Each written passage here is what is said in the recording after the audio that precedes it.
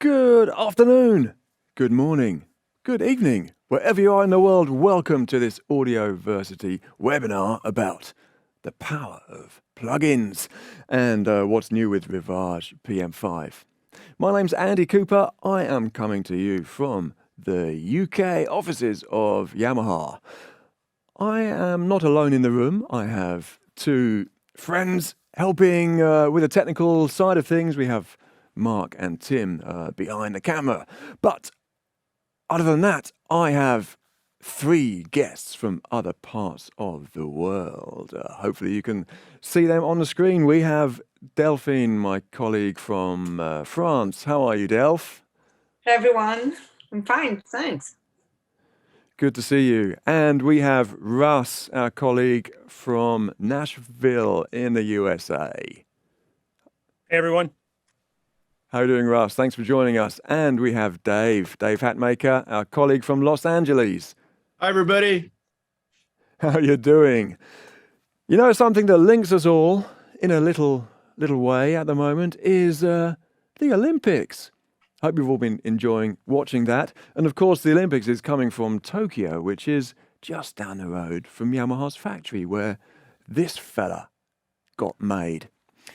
And this is one thing we're talking about. And of course, the Olympics was in London a few years back, and I remember going to visit a few of the shows there. And there were loads of Yamaha mixers in use in loads of the venues. But back then, they were LS9s and DM1000s and so on. We've moved on a bit since then. And Delph, the Olympics comes to Paris next, your hometown. Yeah, we are quite ready, but we are preparing everything to welcome you. Thank you so much. And Dave, the Olympics, when they were in Los Angeles, was it 1984 or something? 1984. What do you remember about that?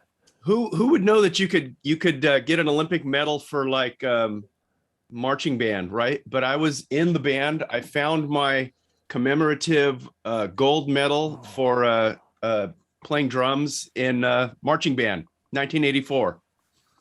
Great time. Oh, that's awesome. Congratulations, Dave.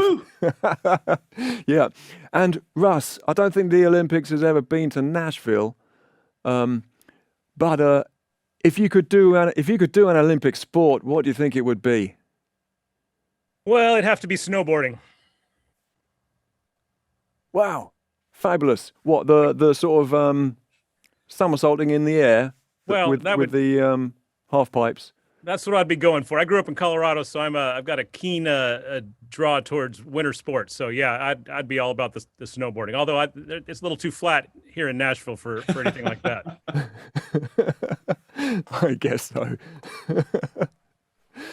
Well, wonderful, great to have you with us. And of course, we are all colleagues in the big Yamaha R&D research and development team around the world. Obviously, we're not the only part of the team. We have a lot of colleagues in Japan, and we have other colleagues in Europe and the USA. But it's been a couple of years since we've been able to meet face to face, hasn't it? So seeing you all on Zoom seems to be quite a familiar at-home kind of situation. But here we are to talk about some of the most exciting plugins that we can find in the RIVAGE systems, and indeed some of the features we have that came with version 5, which was released last month. So let me show you a bit of the agenda we've got, if we can sling up the PowerPoint from my screen here. Yeah, so the latest and greatest new plugin we've got is the Rupert Neve Designs P2MB Master Bus Processor. So we'll take a look and a listen at that. Other recent new plugins include the Bricasti Y7 reverb, the Eventide SP 2016 reverb, the DaNSe Dynamic Noise Suppressor, and the Portico 5045 Primary Source Enhancer. So we'll have a run through those, and just to give you an overview of what was in version 5, as well as the Master Bus Processor, we have all these features that you can see and read on the screen that have come to you. So we'll maybe highlight a few of our favorites of those as we go along. But let's begin by talking about this, the Portico Master Bus Processor from Rupert Neve designs, because this is a very exciting item. And it's actually based on an analog processor, isn't it? But it's quite a rare item in Europe. I think Delph and I haven't really seen the analog version. But Russ, I know you've come across it a lot. So Russ, would you be able to tell us or explain to us how this processor gets used in the USA and why it has become so popular with live sound engineers?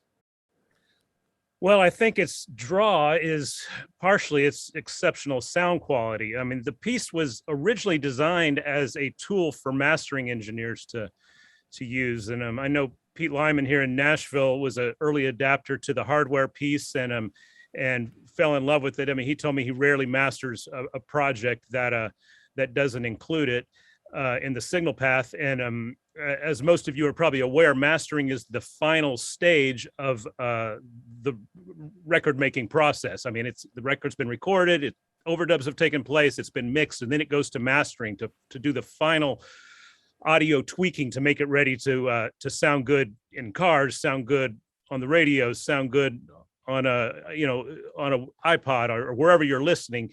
If the mastering has been done properly, then it will translate into every situation. And I think after the device became really popular, mixing engineers began to incorporate it into their mixing signal paths.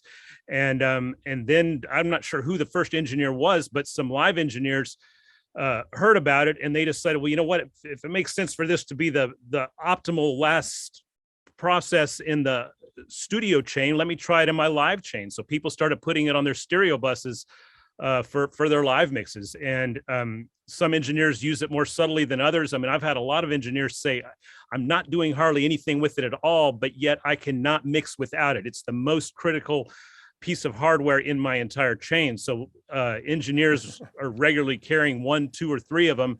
And I know every engineer wishes they had more. It's just that at several $1,000s a pop, finances limit how many you can carry, but it has become a huge thing in the live world. And guys will use it for their stereo bus. And then if they're doing a separate broadcast feed, they'll use it to do a final tweak on their broadcast feed. And some guys may use it for some parallel compression with the drums inside of their mix, because it has a built-in mix control. So you can do parallel processing internally. And it's just a really fantastic device that translates perfectly well in the live world. And then now we've got it in the console.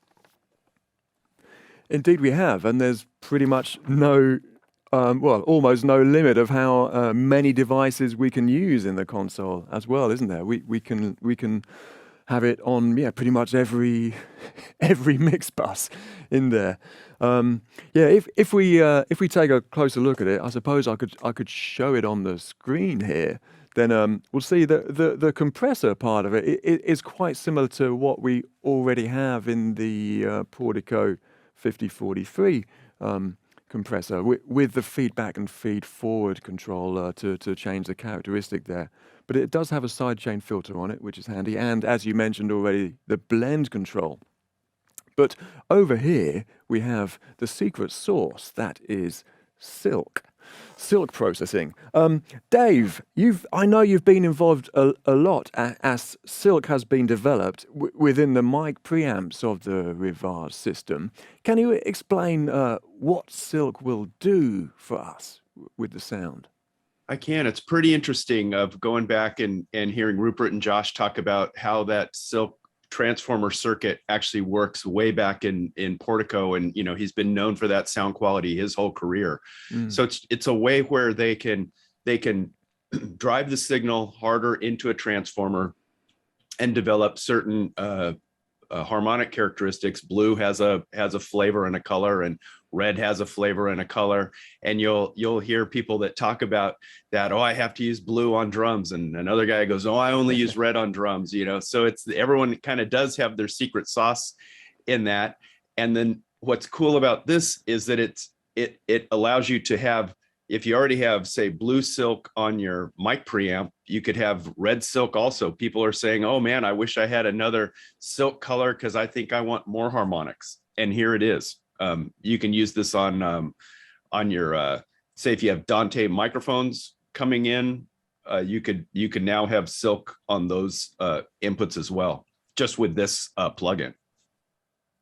Yeah, that's a really great point, isn't it? Because until now, silk has been a part of the hybrid mic preamp process, hasn't it? So you've needed an analog input to get silk. And of course, silk is originally an analog process within the Rupert Neve Designs analog equipment. And that's where Dr. K and his group were able to kind of geniusly have a transformer emulation. And that's where the bond between Rupert Neve Designs and Rupert himself and Yamaha was kind of born, was being able to control that transformer very exacting to be able to recreate the silk red and blue. Right. Yeah, this is like virtual circuitry modeling at its finest, isn't it? Wow. Yeah. Yeah. So we'll have a little listen in a short while, but let's take another or look at another part of the process. And over here, you'll see something called SFE. Russ, could you help to explain what that is doing? Yeah, SFE is an abbreviation for stereo field editor. And I think the easiest way to describe it would be to call it MS control on steroids. It gives you a whole lot of control about the width and the depth of the sound. It's pretty amazing. And there's separate width and depth controls with corresponding bandpass filters. And the width control enables the user to increase or decrease the width of a stereo image, and the depth control allows you to manipulate the spatial positioning of the element, sonic elements in the soundstage by bringing items that are panned to the center either forward or syncing them back into the mix.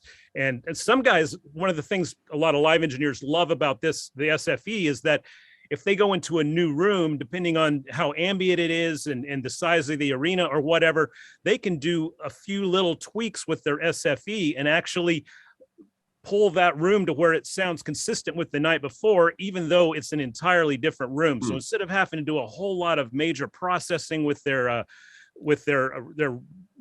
system processing rack or individual channels, they're able to just do an overall tweak of the mix and get some consistency from night after night. But it also gives you the ability to bring things wider than the stereo image would typically allow and create almost a 3D effect.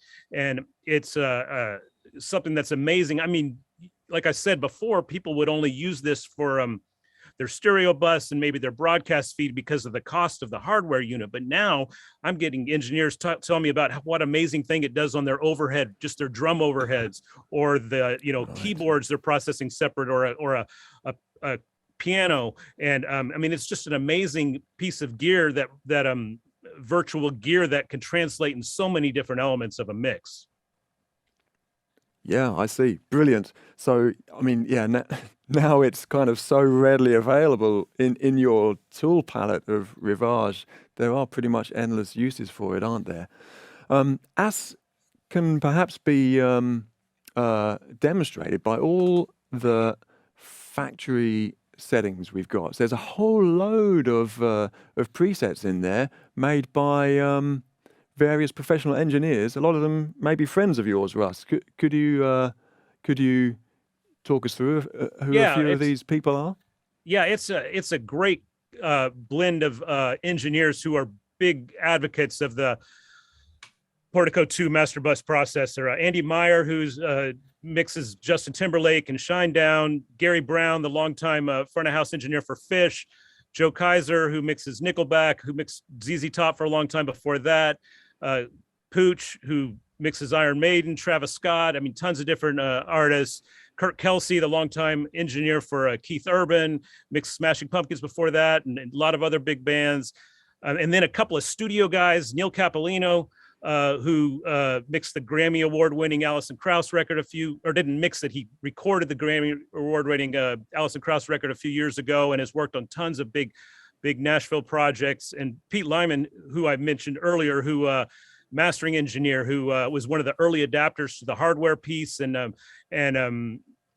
mastered projects by tons of artists, Fall Out Boy, Weezer, Chris Stapleton, Jason Isbell, just a wide variety of artists. And when I first talked to Pete about putting together these presets, he got so excited because he's like, oh, finally, I'm going to have a chance to use a plug-in version of this in my mastering chain. And I hated to break the news to him, but I was like, well, only if you buy a Rivage console, because the only place you're going to be able to use this in plug-in form is in a Rivage console, because it's not available anywhere else. So he was still really excited to take part in creating the presets, but and was jealous over the guys who are mixing on this desk every night. Yeah, brilliant. Well, I'm sure I am no way near as good an engineer as all of those wonderful contributors, but I have a couple of audio samples that we could listen to just to give a sort of flavor of what this processor does to everyone listening. Now, of course, not everyone is going to have a perfect listening experience through Zoom, because a lot depends on the bandwidth of how you're listening and what type of earpieces or speakers you have. But just to give you a kind of view, we shall do an example. So I have a band mixed with no processing at all, and then we shall apply the master bus processor to give you an idea of what to listen for. If you look closely at the settings on the screen, you'll see I've got Silk Red activated with a lot of texture. That is going to enhance the higher frequency content, so listen out for that on cymbals and snare drum and vocals.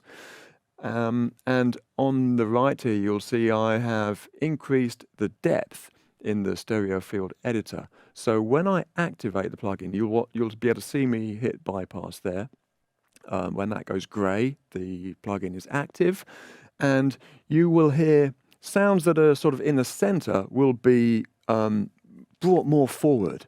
So you'll hear snare drum, vocal, and saxophone more highly pronounced. So take a listen. I'll play the dry sound first, then I'll flick between dry and wet so you can hear. So let's have a little listen.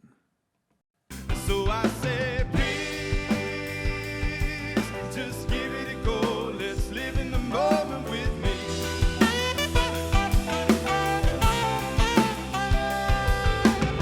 And you're Let me play that again. So that's so I active, say, please, just give it and that's a go. off, Let's live in the moment with me. and active again. So hopefully you could hear that example. I have another example as we That's talk really about this. impressive. I'm glad you like it. Yeah, as we talked about, it doesn't have to be used on your master bus, but you could use it on a subgroup. So I have it here on a guitar subgroup. There's actually 5 guitars like playing the same tune in this. So if we have a look at the settings I've got here, I'm using Silk Blue. That's gonna add extra harmonics and depth to the lower and low mid frequencies, so you'll be able to hear that. And I have boosted the stereo field width, so you're going to hear a much wider image, especially left and right. So you'll hear the spread of the guitars much broader. So we are broadcasting in stereo. Hopefully you're able to listen in stereo with enough bandwidth, but this should give you a good idea. So listen for more punch to the sound of the guitars, more attack, and more width. So again, first I'll play it bypassed.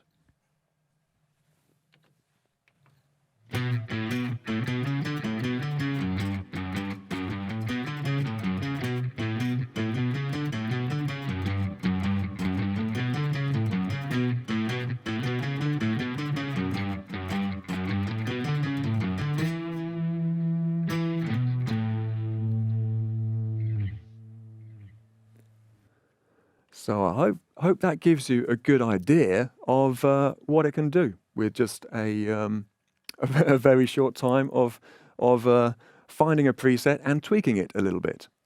Andy, so let me just say that sounded fabulous, and I love the way those guitars got wide, because it opens up space for a vocal or a bass and the drums and stuff to come through, so you can have those guitars still real loud on a mix. Something else that we didn't mention, but this is, even if you're not using the image processing, the SFE section, the compressor itself sounds fantastic. And we've had a lot of guys who are using it as a mono compressor. They're using it on a lead vocal, they're using it on a bass guitar, and it works exceptionally well in that case too. So it's not just adding this stereo processor to your arsenal. It also is a great mono device if you're just wanting another great dynamics control of a vocal or a bass or, you know, another instrument. You've just sold it to me. Yeah, wonderful. That's a really good point to make. It's such a versatile device. It's a wonderful compressor. It's a wonderful silk processor, and it's a wonderful stereo field editor, all in one plugin, of which you can run. I haven't counted how many, but I think it's over 50 inside the mixer. Brilliant. I have the feeling we could talk for the whole hour just about this one plugin, but we've got a few other things to talk about as well.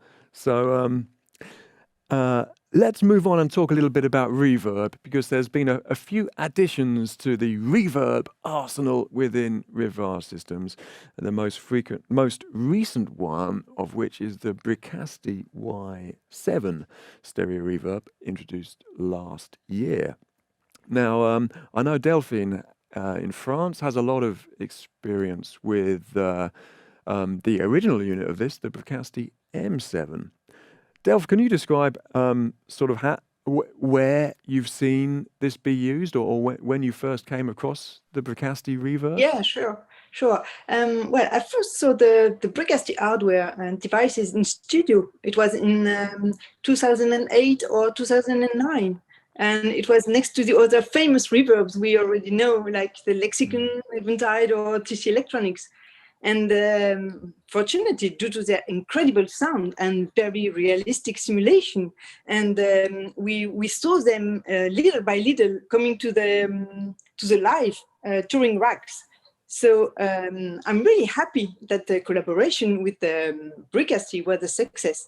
And now that the Y7 is now part of the plugins of the Yamaha console. And just to let you know, actually, the sound engineer are on the summer festivals in France, and they seem really, really happy to use it because of its natural sound. Great to hear. Yeah, it is a very natural sounding reverb, isn't it? Yeah. And can you help to describe how the Y7 plug-in is a little different to the M7 hardware, isn't it? Of course, they have the same character, but there are some small differences that need to be understood, I think. Yeah, not so many differences. Probably it's more simple and easy to use because we thought about a live environment. So we imagine the sound engineer doesn't have a lot of time to set up the reverb and to search for the sound, the perfect sound. So he has to find very quickly the good sound. So we simplified a little bit the interface, and but the sound is really incredible. That's a great point, isn't it? We have some easy to recall presets that we can see here. So touch there and you see the hall presets available. Touch there and you see the plate presets, room presets, and so on. And they are really fantastic sounding, aren't they? And very quick and easy to get to. We shall have a listen to some of that in just a moment. But let's also view the SP 2016, the Eventide reverb that was also introduced not so long ago. Dave, I know you've been a sound engineer for longer than the rest of us. Do you remember the original hardware of this? I actually do. Yeah, we used it a few times at Disneyland, and knowing one of the coolest things about that is being able to kind of virtually move the microphones front to back, right? That you can just kind of move things forward and back and in the field. Yeah, and this was another great one, collaboration with the engineers at Eventide. After doing the harmonizer, hey, this was the this is the next greatest thing to think about is let's get some of their really awesome reverbs in the console, and here's one of them. Really great. A lot of engineers have used this. A lot of the preset library again is huge. It's really quite a great piece. Yeah, and again, a lot of engineers contributed to these presets as well, didn't they? Which Yeah. is fantastic to see. A lot of Great. color choices.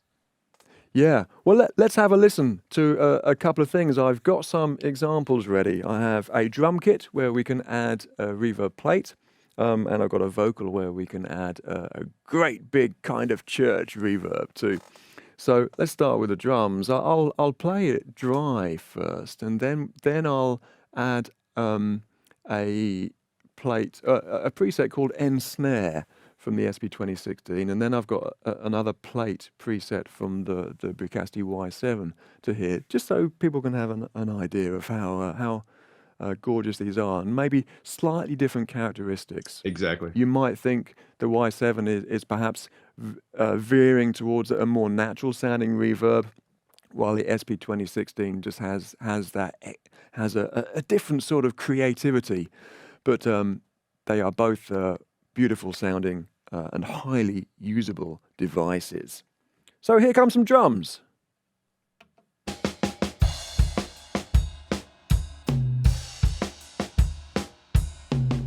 Sounds really dry, doesn't it? So let's add this SP2016 reverb.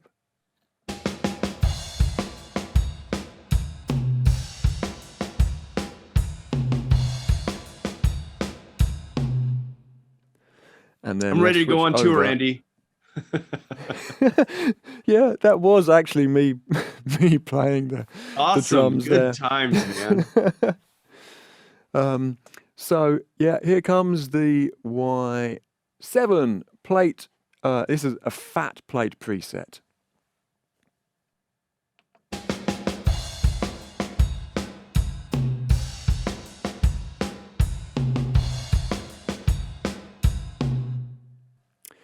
Yeah, so that's just a submix of the drums with that plate applied to the whole drum kit.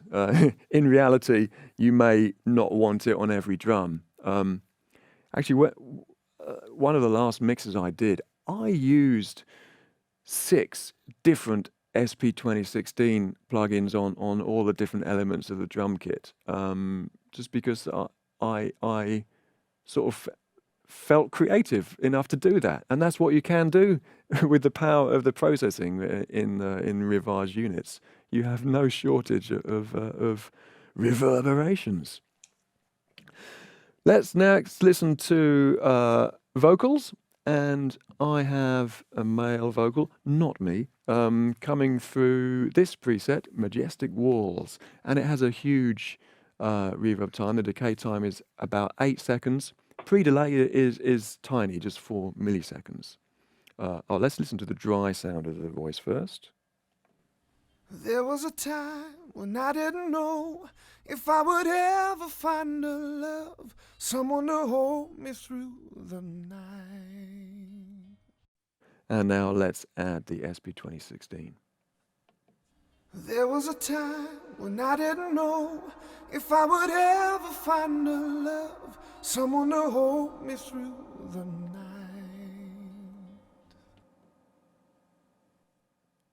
It's still going. There, that's such a lovely decay, isn't it? Nice.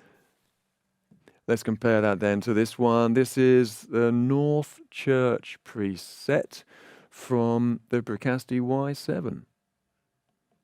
There was a time when I didn't know if I would ever find a love, someone to hold me through the night.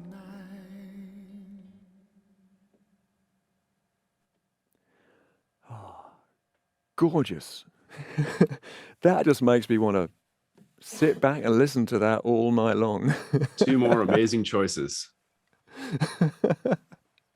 Yeah, so they are other plugins that we could continue chatting about for the whole hour, I think. Don't you agree? But let's move on to, well, who would like a dance? DaNSe, the dynamic noise suppressor plugin we've got, which is an award-winning processor that we introduced in 2019, I think it was, when it came into Rivage systems. And again, this plugin is only available in Rivage systems. But Dave, I think you've been involved maybe from the start, since there were early evaluations of DaNSe. Can you explain what its purpose is? Yeah, we started this project about 7 or 8 years ago. Shoot, it might have even actually been longer. And of course, you know, there's some really good hardware pieces out there, and there's some software pieces out there. We know that, and we listened to them all. And the engineers in Japan and Dr. K's team said, you know, I think we can do that better. So there was a time where we got a VST plugin of these, and it was literally just a screen with maybe 100 text boxes, and some of the writing was in kanji and whatever. And we got to listen to the first go round of this. We had rented the hardware pieces that we knew that we were going to be competitors of, and we listened to them, and we listened to this, and everyone in the room was like shocked, like, oh, this is not just a little better, it's way better. So we knew that we had an algorithm that would work, and then it was going through the how do we make this algorithm work for people that need to do this very quickly. So we knew that it had to have kind of a learn function or something that it would kind of auto apply a whole bunch of settings. And then we knew also, when you're looking at it, let's say you were doing a podium and it's a CEO at a convention or whatever. When I would do those, I would always have whatever compressor or EQ or dynamic EQ or whatever always up on the screen so I could see it. But what I didn't always like was that, okay, there's green lights, yellow lights, red lights, green lights, yellow lights, red lights. And when it was in red lights, maybe that's not a bad thing. That's actually doing more noise suppression.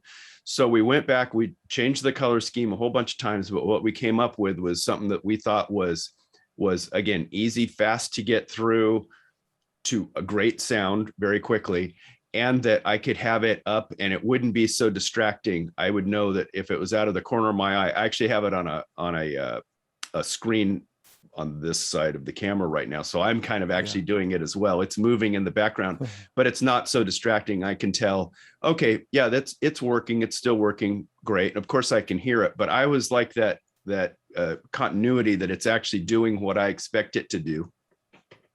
Yeah. And then just the power in it of that you can change it from where you want all the bands to get applied, all the faders and frequency bands to be applied within the frequency range knobs up there at the top. And what's crazy about this, Andy, and to our viewers is, you know, we started this out trying to be, you know, let's be a great podium processor or a lav mic or a headset or a mic for theater. Maybe it's in the wig or a hair,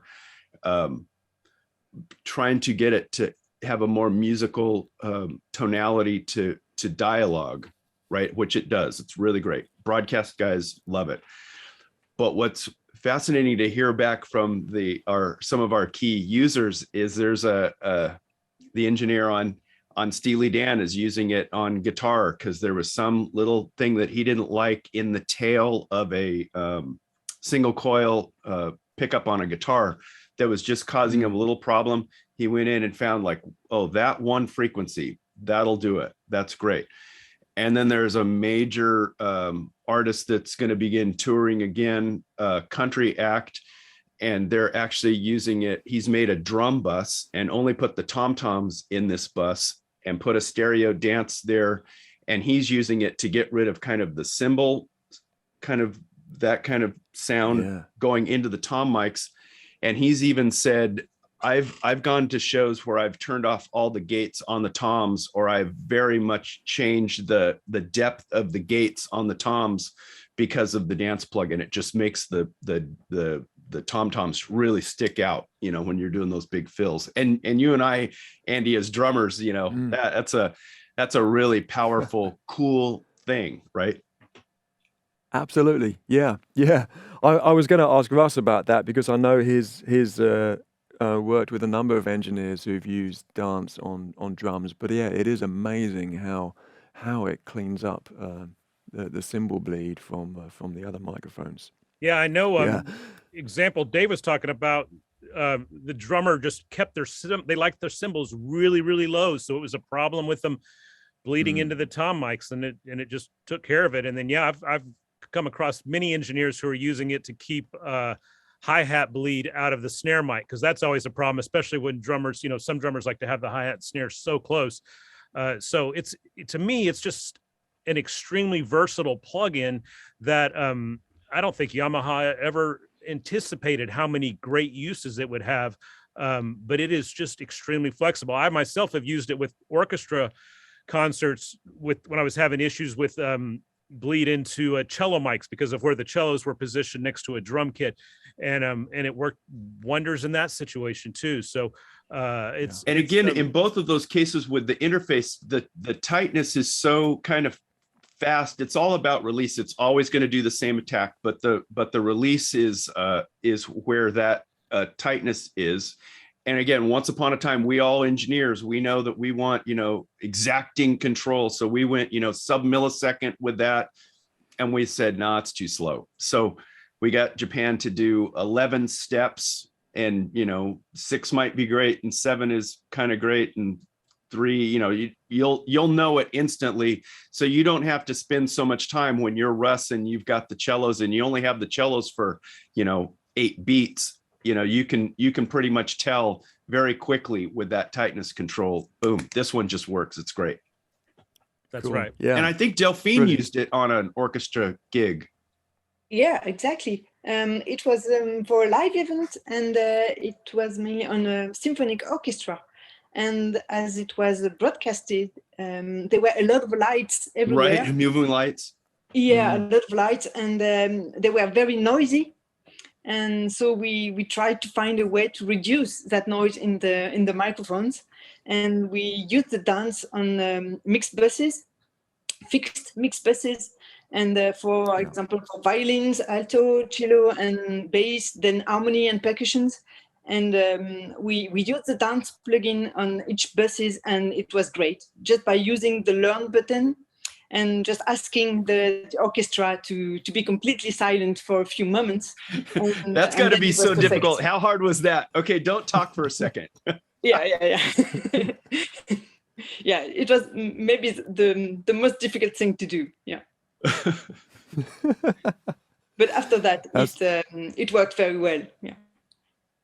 Wonderful. That's great to hear. And we'll play an example for you with speech in just a moment, because I have a very bad recording of a little conference to play. But first, let me mention to everyone watching, if you have any questions, please send them in to us. You'll find the Q&A box in Zoom. Tap that and type your questions, and we'll deal with some of the questions from you afterwards. If you want to know more about the Rivage system, the plugins, perhaps any related topic. If it's too off topic, I can't guarantee we'll answer, but we'd love to hear from you anyway. So type your questions for us. We'll give you a little time towards the end of the hour.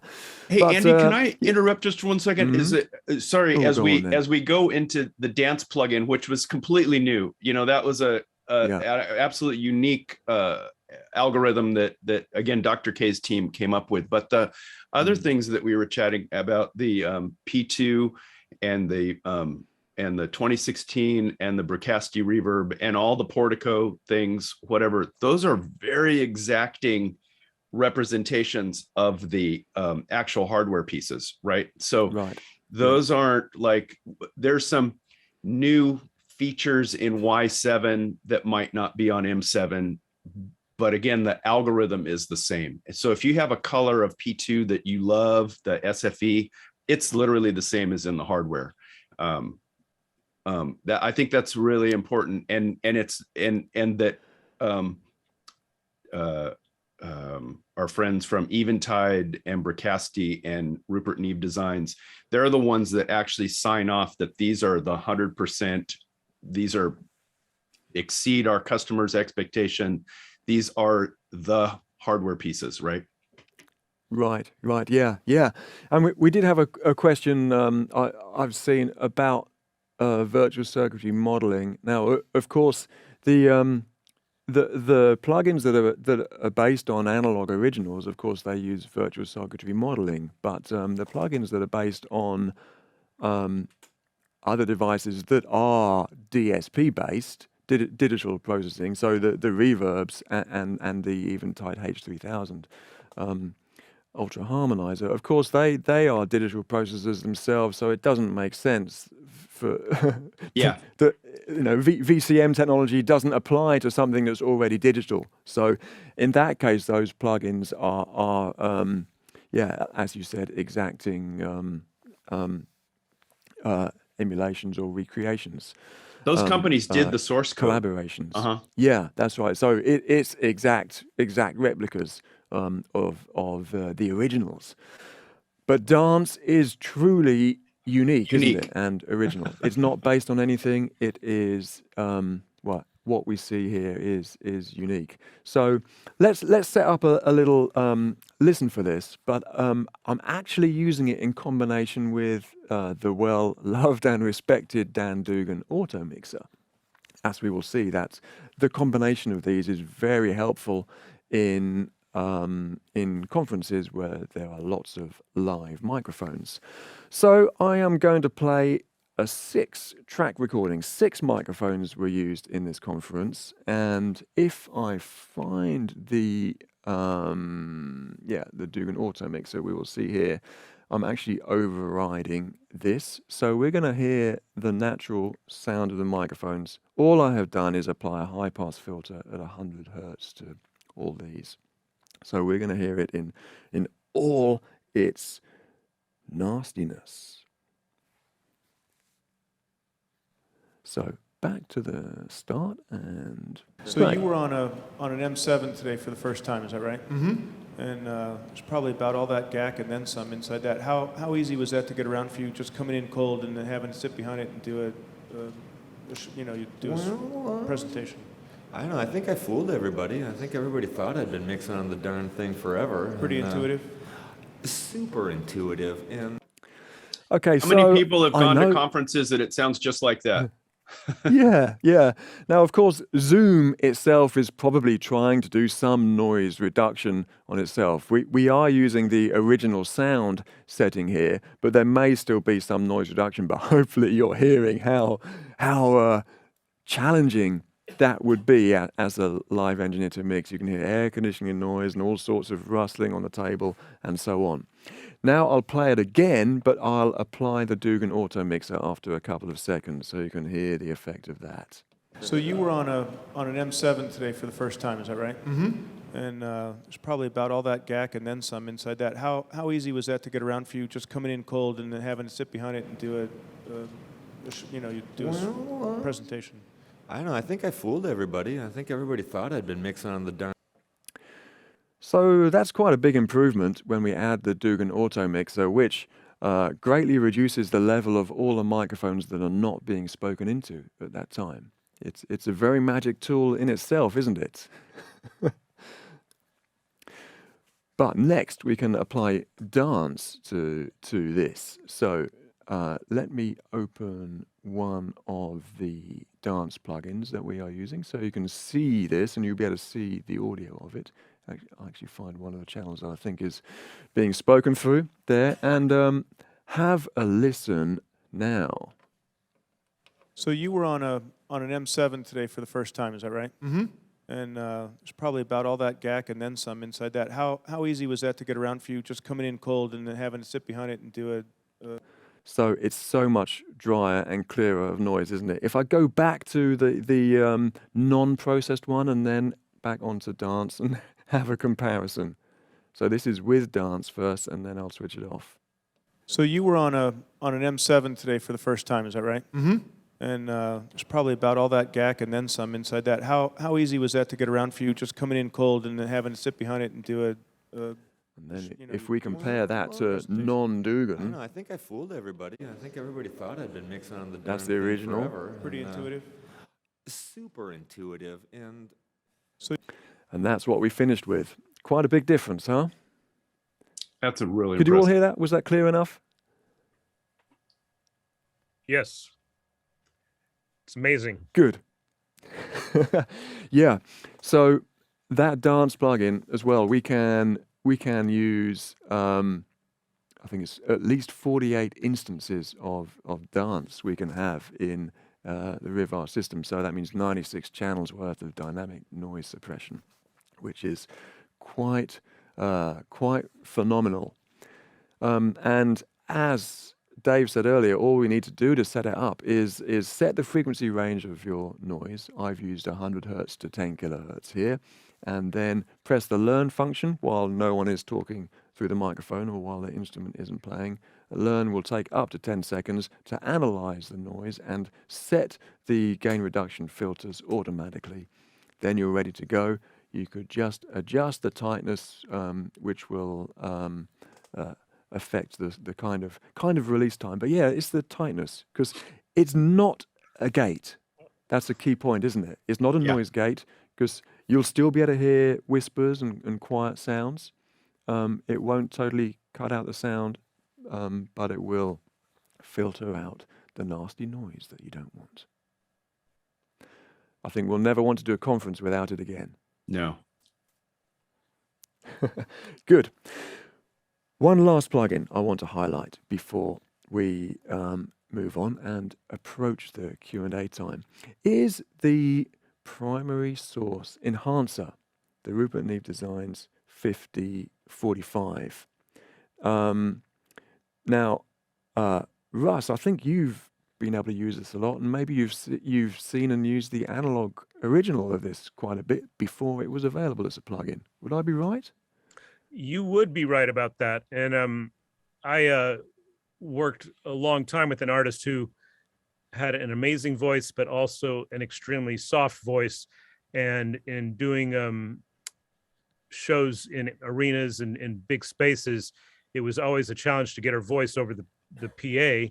And that hardware, the 5045, when I first became introduced to that, it was amazing, and it just worked wonders. And I started carrying it all the time. And I think that was actually the first time I ever experienced a piece of hardware being modeled and effectively put inside a console. And when RIVAGE was introduced, that was one of my big, and this is long before I ever worked for Yamaha, that was one of my big incentives to move to that platform was, well, it's got the 5045 inside the desk, and so I and it sounds exactly the same. And at first, when I went on the road, I insisted on still carrying the hardware piece because I just was skeptical about the plugin operating like the hardware unit. And as I'm sure everyone watching this is aware, there are a lot of plugin manufacturers that spend a whole lot more time making the plugin look like the device they're modeling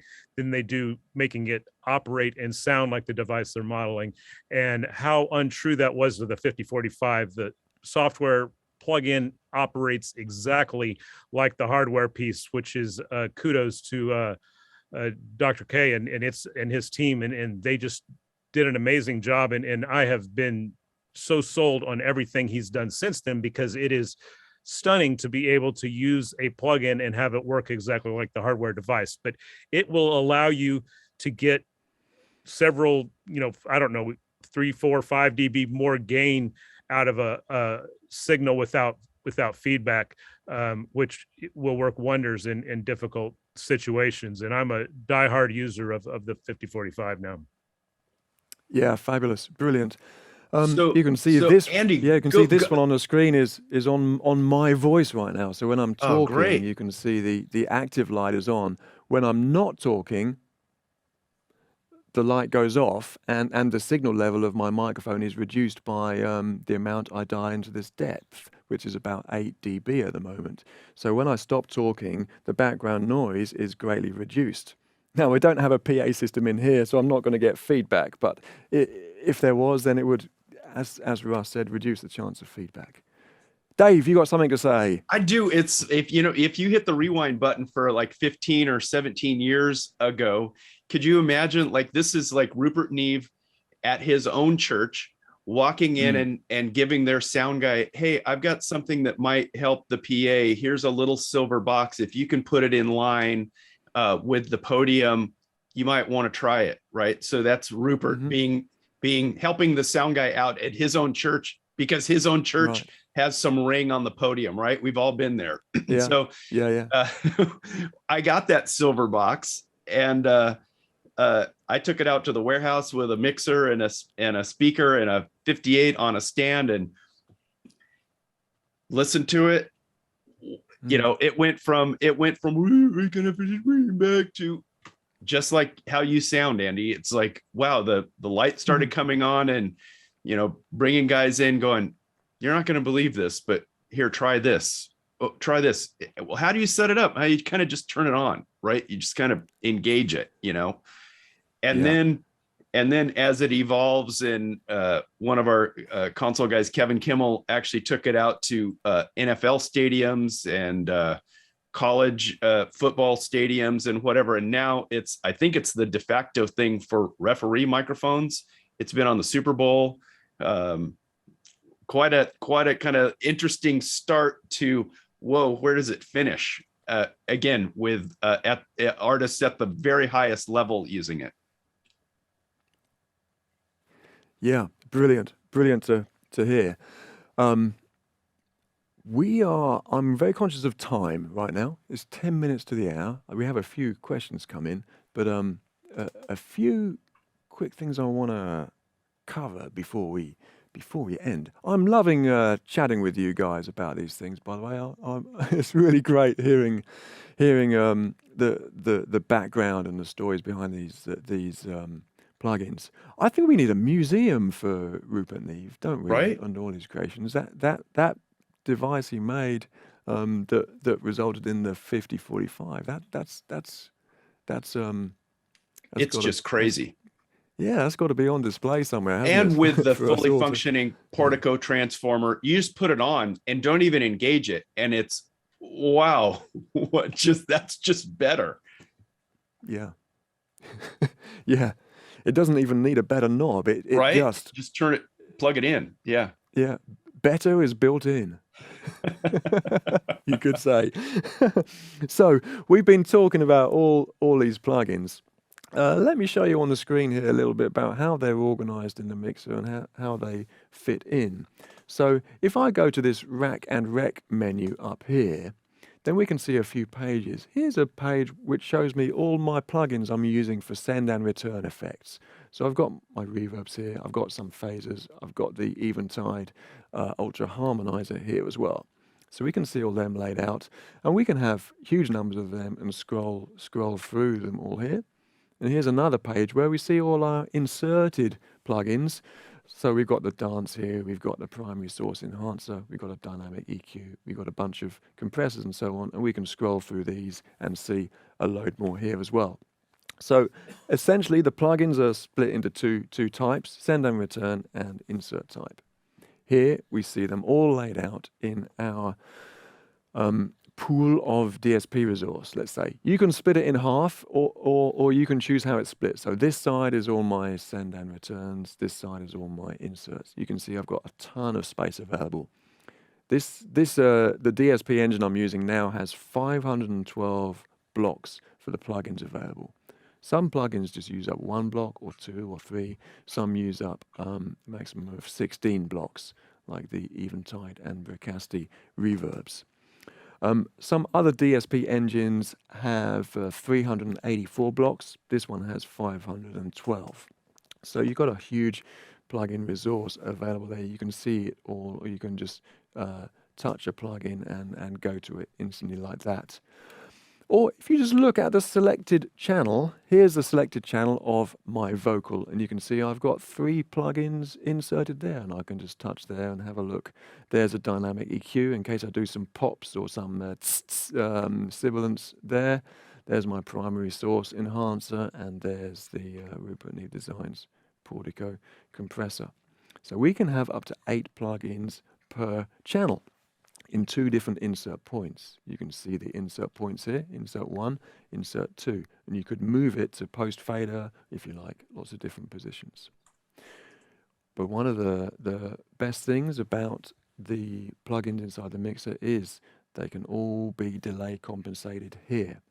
And currently I'm compensating for insert plugins, and we can have 8 plugins will take less than 1.2 milliseconds at 96 kilohertz. So it's very, very low latency and all time aligned, which is absolutely fabulous. Perhaps that will lead to a few more questions being asked about that topic. We'll come to that in just a moment. I have them on the screen in front of me there. But just before we get to the questions, we promised to talk a little bit about version 5 in the Rivage system. And guys, let me ask you, what are your favorite features of version 5? Dave, what do you think? What are you most excited about with version 5? I think the copy and paste is great. You can do some tweaking just before the show, and you can kind of allow it to paste through scenes that you select. Yeah, you mean the new global paste workflow with the yes, set by edit parameters and so on. Yeah, that is fabulous, isn't it? You can press set by edit, and then whatever parameters you move and adjust will be in the paste section, and you can quickly paste them to groups of scene memories as well. Indeed, that will greatly speed up workflow, especially when you have a lot of scene memories in your show. And Delph, what's your highlight with version 5? Are you still there, Delph? Yes, sorry. My highlights would be maybe the EFC connection we can do with the EFC image processor now from version 5. Great. Yeah, I've got a PowerPoint slide that we can show of that. Yeah, so this gives you 3D panning from the console, doesn't it? Absolutely. You can now be connected to the EFC processor, and when you're online, you can move your object and create a great immersive show. Brilliant. That is really exciting, and yeah, that can revolutionize the sound we give to our audience. And then Russ, what do you think? What grabs you? Well, I'm really excited about the Nuendo Live Control. The integration is really amazing now, and you can automatically copy all the channel names and colors to your Nuendo project, and you've got transport control from the screen now, and it's just seamless integration, which is fantastic. I should mention that you need to install the Yamaha console extension to make that transfer happen. I've had a couple of people reach out and I'm not getting all that stuff across. Well, you have to have that extension installed on your computer first, and then it happens automatically. And if anybody wants to hear the integration between Nuendo and Rivage, the new Steely Dan live record, which comes out next month, was recorded completely on Nuendo and through Rivage console and RPIO mic pre's. And it is, I've not heard it yet, but I've heard word that they are blown away by the sound and are really excited about it. So it'll be out next month. Oh, fabulous. Yeah, I look forward to hearing that myself too. That's brilliant.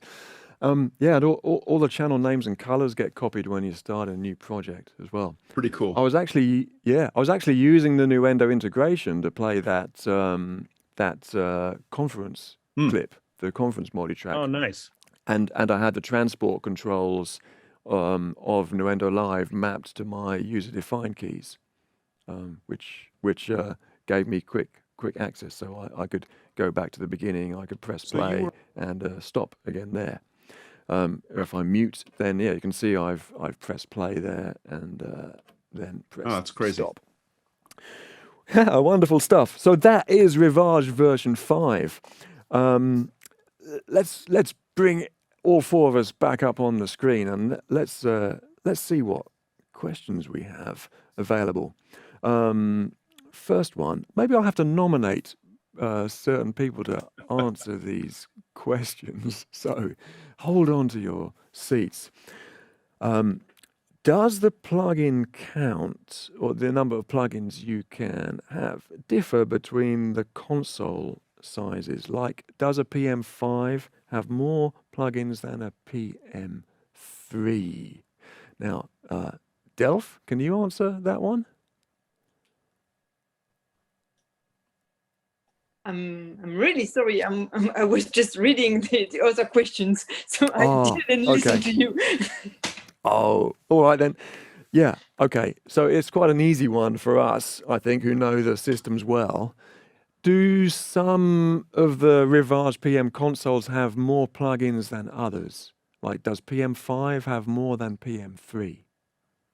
No, absolutely no. PM5 has exactly the same amount of plugins than PM3 or even PM7 or PM10, depending on the DSP you are using.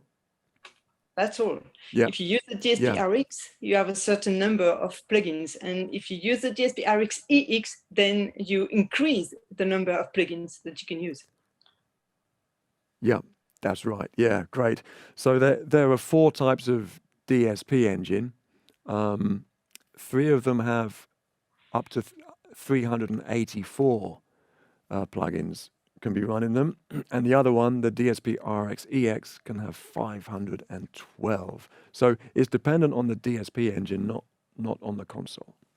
Yeah, wonderful. Okay, next one, which perhaps isn't quite related to plugins, but is worth answering anyway. Can you use matrices as mix buses? So, for example,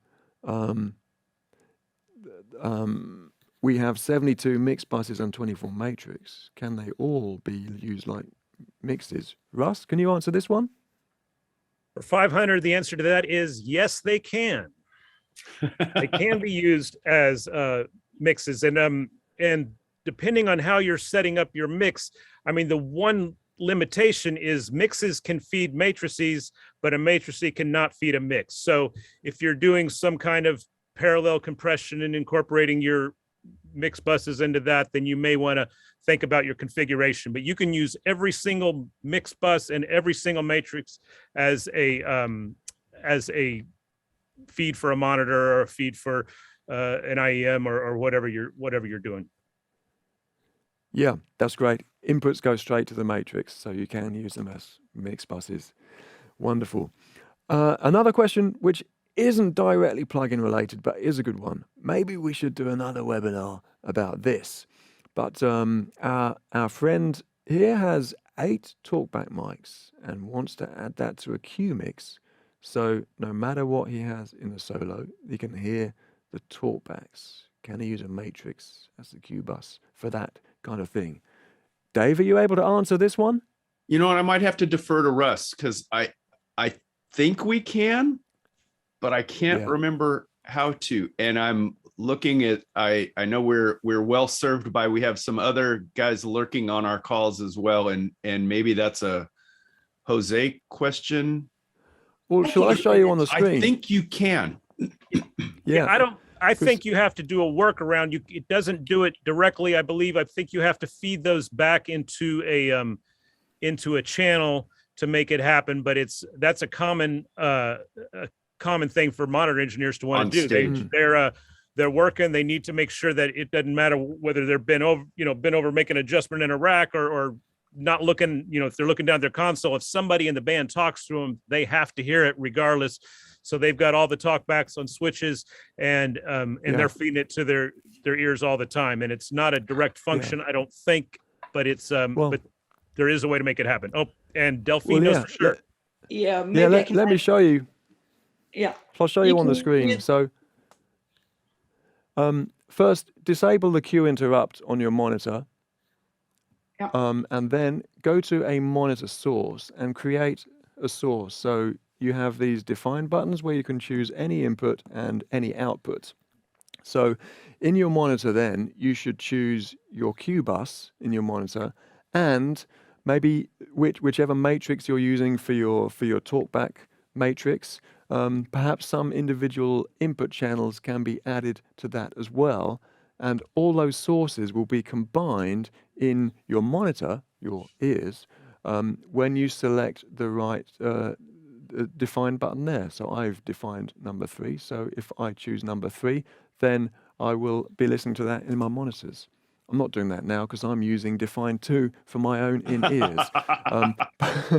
But that's what you do. You can make a combination of stuff to hear in your ears when you're not queuing anything. But because you've switched cue interrupt off here and put cue into the monitor source, actually when you cue something, you will be hearing that alongside all the other channels you have selected into your monitor. So that's quite a clever solution. Yeah, but compare with this kind of thing, the channels or the mix bus has the same level as the cue, and you don't have a ducking when your talkback is coming. So to create that kind of ducking, just use. Please, could you come back in the monitor window and go to the cue section? Yeah, and in the cue section, you see you can add a plugin. So in this plugin, just add the dynamic EQ 4 bands.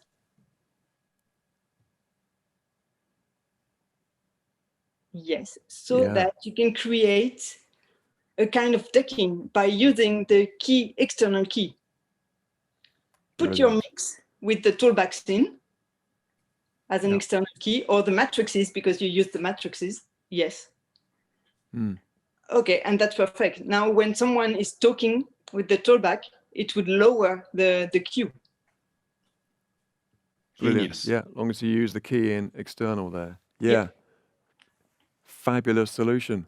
What a wonderful question. Thank you for that. And thanks, Del, for answering so well. Brilliant.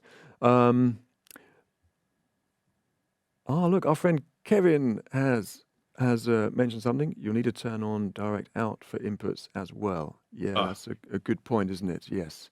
When you do,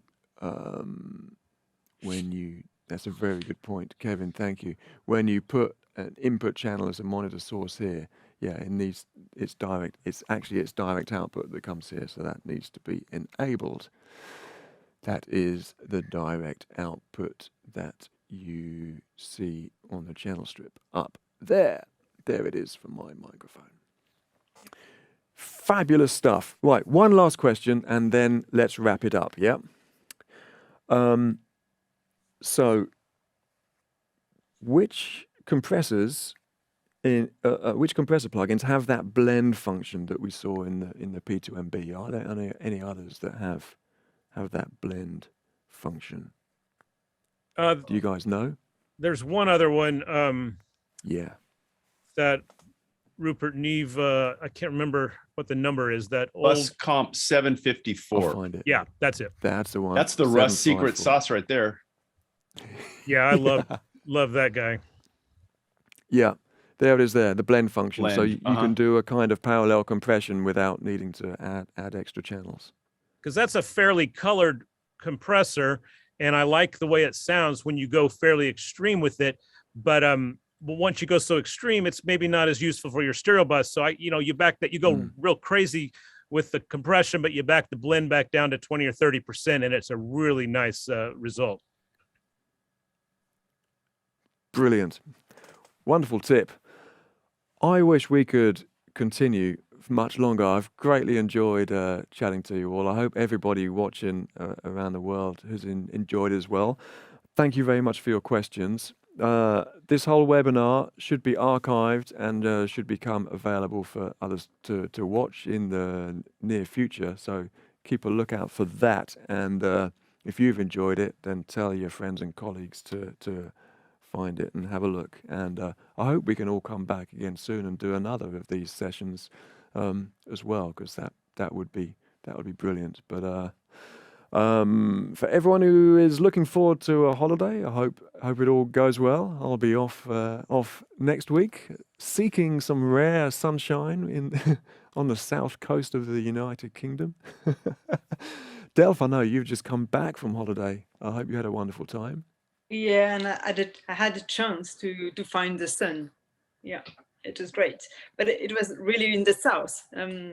Maybe just near Portugal. Okay. Oh, So- I'm going to the lovely. south of California, right? Okay. You've already got the sun. You don't need any more, no? All right. And Ross, are you going to find some snow? I'm looking every day. It's been in the 90s though, so I don't think there's much of a chance of it. Maybe not. No. Okay. Well, thank you, everybody. Let's say farewell. It's my stomach's rumbling. It's around about evening dinner time for us now in Europe. Delph is 1 hour ahead too. I know her cats have been getting hungry. But for all of you in the USA, have a great day. Hope the rest of your week goes well, and I hope we can see you again sometime soon. Oh, but just before we finish, let me highlight to you a couple of things. If I can show you these slides here. Find us on the website. Here's our website, yamaha.com. If you type /2/pro audio, then you can choose your country and find the relevant pages. Look for us on social media. We're on Facebook, LinkedIn, and Instagram. Have a look, have a like, follow us, find out about more webinars and other training seminars. And we're on YouTube. The Yamaha Global YouTube channel has huge amounts of resources and training material, including a lot of videos about RIVAGE PM systems. So have a look there. Once again, I'm about to turn my mic off, so have a wonderful day. Thanks for joining us. See you again soon. Thanks, everybody.